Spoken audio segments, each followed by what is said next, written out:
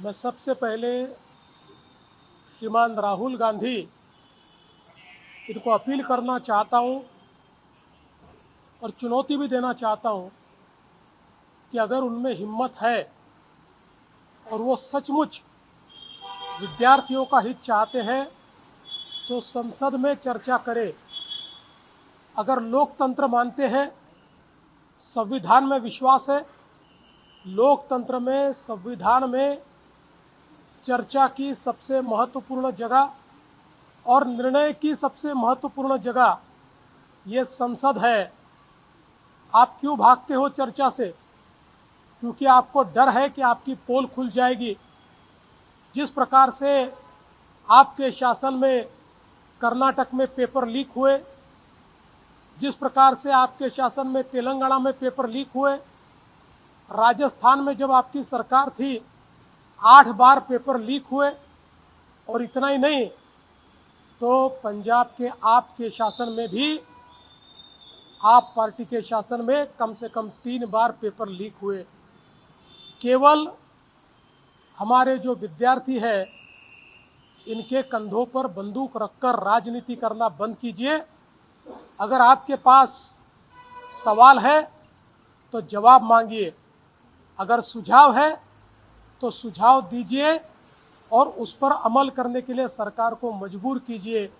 लेकिन आपको किसी भी छात्र से कोई लेन देन नहीं है, आपको कोरी राजनीति करनी है। इसलिए मैं वापस कहता हूँ, ये भगोड़ापन छोड़िए और संसद में आकर चर्चा करने की हिम्मत दिखाइए। राहुल गांधी और विपक्षी नेताओं को ये चुनौती है कि आप संसद में आकर चर्चा करके दिखाइए। और विशेष रूप से जिस प्रकार से प्रधानमंत्री जी ने इस समूची घटना पर एक कड़ी कार्रवाई शुरू की है, फास्ट ट्रैक कोर्ट तैयार करके जिन्होंने पेपर लीक किया ऐसे लोगों को सजा दी जाएगी। नीट की री एग्जाम भी बिना किसी मसले के पूरी की गई है, जिससे आगे के एग्जाम का रास्ता भी खुला है। मुझे ऐसा लगता है प्रधानमंत्री जी पर विश्वास रखना चाहिए।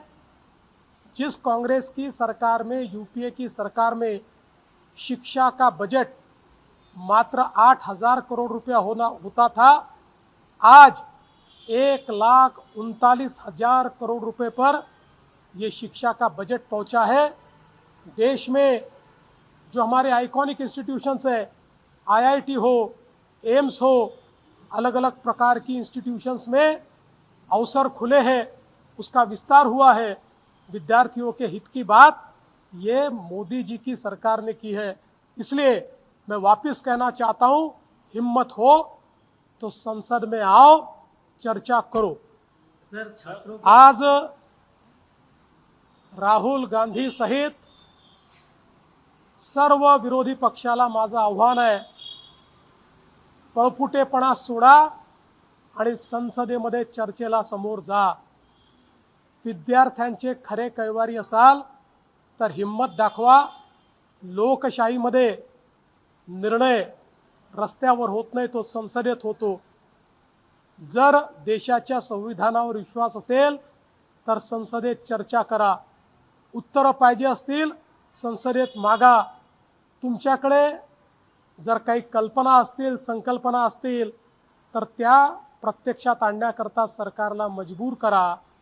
पण आंदोलनाच्या भरोशावर आपली राजकीय पोळी भाजणं बंद करा।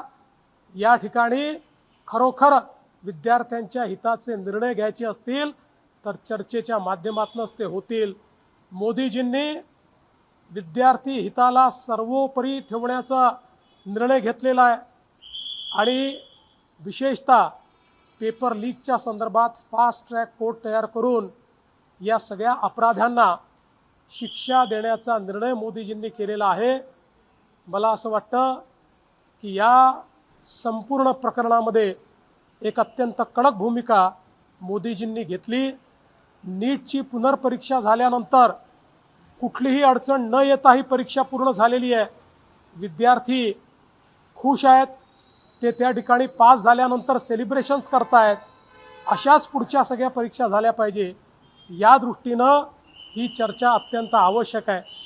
खरं म्हणजे आपल्याला कल्पना आहे UPAच्या सरकारच्या काळामध्ये 8,000 कोटी रुपयाचं केवळ देशाचं बजेट होतं, ते आता 1,39,000 कोटीचं मोदीजींनी केलं आहे.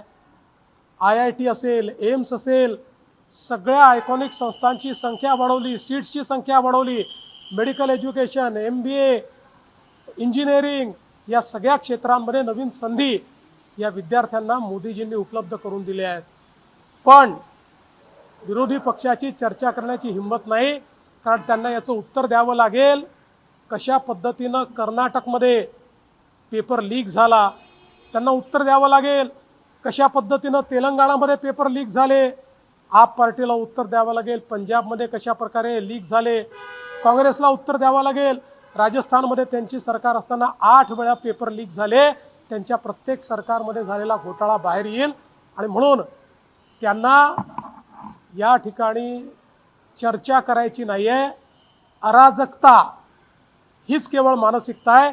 अराजकतावादी मानसिकतेत नाही चाललेलं आहे. येत्या रविवारी मुंबईमध्ये 2 ठाकरे बंधू आंदोलन करतायत. ते म्हणतात की आम्ही विद्यार्थ्यांसाठी आता रस्त्यावर उतरलो.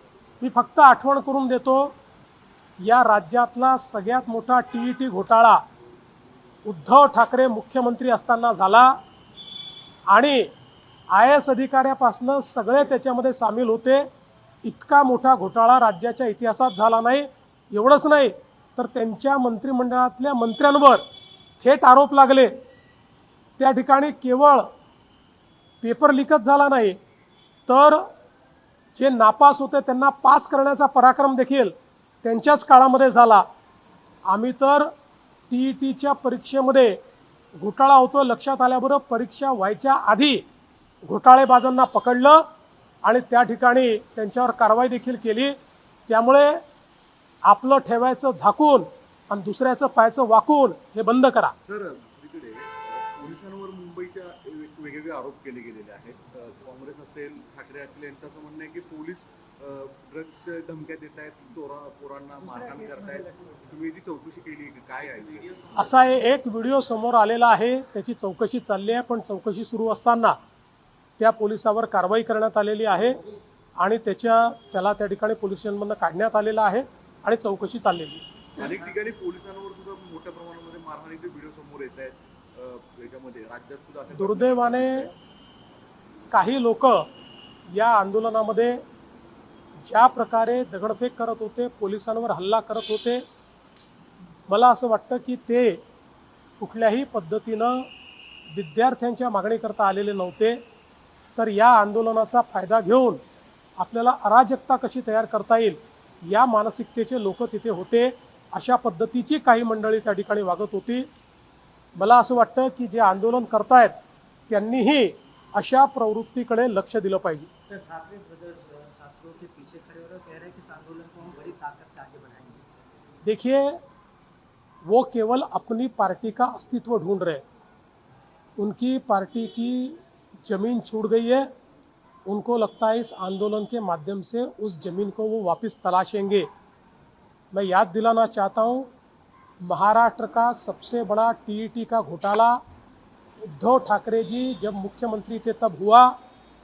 उसमें कई लोग लिप्त पाए गए, उनके मंत्री भी लिप्त पाए गए.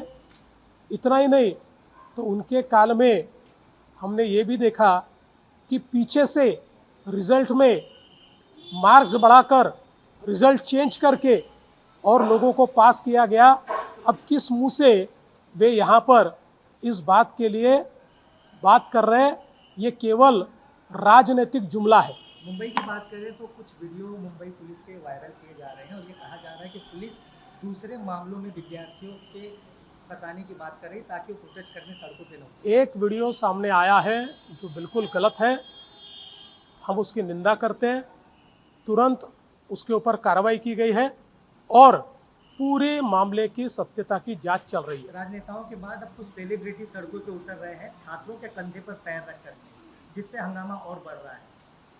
देखिए, मैं इतना ही कहना चाहता हूँ, हो सकता है कि कुछ सेलिब्रिटीज़ बहुत अच्छे मन से उतर रहे हो, पर कई सेलिब्रिटीज़ ऐसा भी ध्यान में आ रहा है कि रील बनाने के लिए या फिर एक प्रकार से ये आंदोलन चल रहा है तो इसके कंधे पर चलकर हम कैसी पॉपुलैरिटी ले पाए, इसका भी प्रयास करें। सब प्रकार की प्रवृत्ति होती है, कोई खराब होता है, कोई ठीक होता है।